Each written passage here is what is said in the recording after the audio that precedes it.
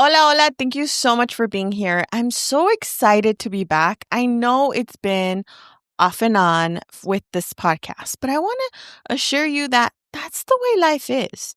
And to be honest, I'm going to talk a little bit about what's going on, but it's just life. Life gets in the way. And I want to compare it a little bit to our finances. Sometimes unexpected things come up. And then when you prioritize, you have to say no to some things and say yes to others that are more important. And that's kind of how this podcast has been. Although I'm really going to try to be consistent, I have noticed that when I had younger children, it was a lot harder and it was definitely more challenging to say yes to some of the business things and some of the things that I was doing for Debt-Free Latina because my kids came first. But now that I have one of my oldest is now grown and gone. He lives on his own. And then my youngest is now in college. I feel like now I can focus on some of the things I've been wanting to do. And now I can do since I am, you know, sort of an empty nester, but not quite yet because my youngest does live at home while going to college. Anywho, what are the things that you are looking forward to in 2026? Because we all start the year with like great ideas and things and, resolutions and things we'd want to accomplish and maybe setting some goals. And all of those things are important. And sometimes these are the like inspiration that we need in order to change or to bring change, positive change to our life. And so, I want to talk about a few things that I think are really important that we set in order to be really successful in 2026. So, one of the things that I thought of was, I almost always have a new calendar. So, if you don't have a calendar, I would suggest you go to Michael's or you go to, this is not sponsored, or go someplace that has like really nice planners that you can write in. I personally like to have like really nice colorful pens and I will write down what's going on because it's really hard to set a goal and not have a concrete idea of how you're going to accomplish it.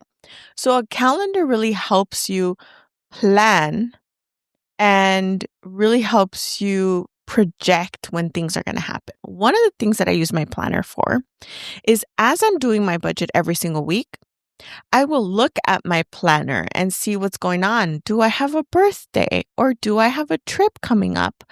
Or do I have family coming over that may require my budget to match up to what's going on in my life? So that's how I personally use it. And honestly, a planner is super helpful. I actually have my planner here. I like these like Create 365 planners that I get at Michael's. I've gotten these many times throughout the years. And it's really helpful to me. I love having a planner. I also have my Google Calendar, which is where I do a lot of my business stuff. And, I have my client calls booked on there. And so I live by both. But this one is more of a what's going on in my personal life? What do I need to keep an eye on? And then more of like the daily to-dos versus my Google Calendar has more of like my business stuff and anything going on in the business. I may put some personal stuff in there, but it's rare. That is one of the things that has really helped me get organized. And, I was thinking about I have completed 15 plus years of budgeting. I have not missed a month.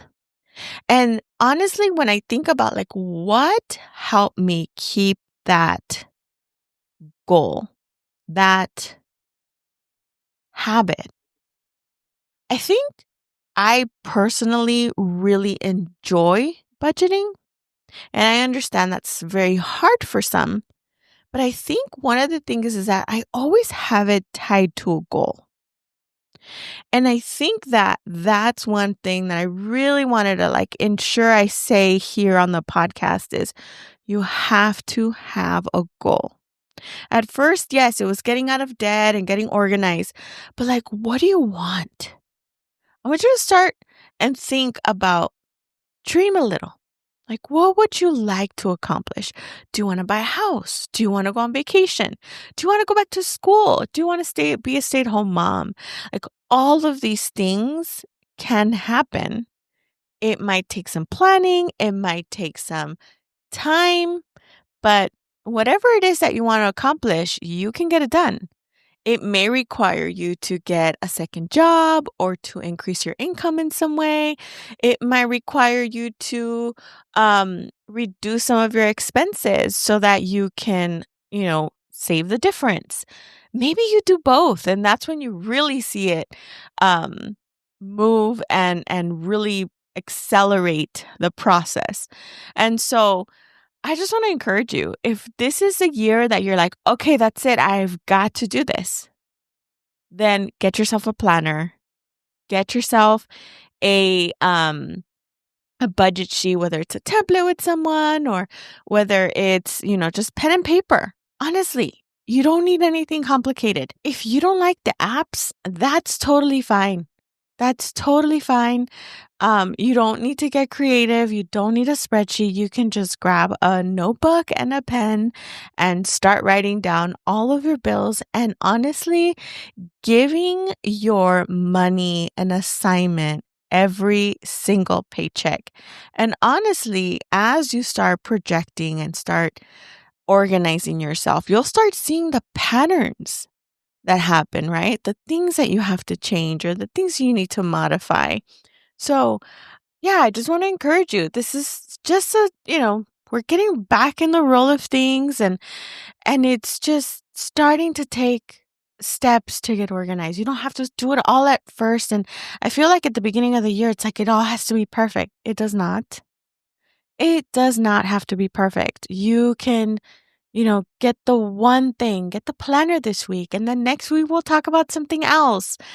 And just stay tuned because I'm going to be talking about little things that will help you stay motivated in this process. Getting out of debt is hard. And sometimes it is a marathon. You can do it. You can do hard things. And so I want to encourage you, if you are ready to get your finances in order, feel free to reach out. I'm at debt-free-latina.com. Book a call with me. It's absolutely free. And I would love to talk to you. Let's talk about what are the things that you can do? What are some of the things that you can accomplish and how long it's going to take to accomplish those things?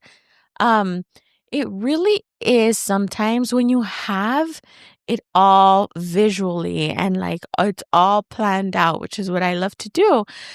Projecting is actually really easy once you know your numbers. And sometimes that's the hardest part, that you don't know your numbers. You don't know how much you owe. You don't know how much you bring home after taxes. It just kind of all goes in and goes right back out in, bills. But when you start to pay attention, it's interesting how you feel that you're earning more. I know it's such a weird concept, but it happens all the time.